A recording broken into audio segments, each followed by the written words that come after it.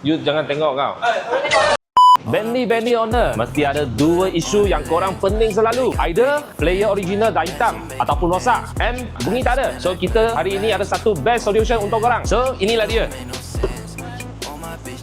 All I'm picture perfect, but I'm on a list. So original player dia dah rosak, dah tak boleh pakai langsung. Apa solution kita boleh buat? Kita terus tukar Android player yang baru. Function semua ada, aircon semua maintain balik. Lepas tu ada Apple CarPlay, ada Android Auto wireless function, lagi smooth untuk pakai. Lepas tu dia pun sudah pasang kita punya DSP. So lepas kita tuning kan, korang dengar lah suara dia macam mana sedap. Untuk Bentley owner, sekarang nak settle dua problem pening ni, boleh cari kita ML. Bye bye.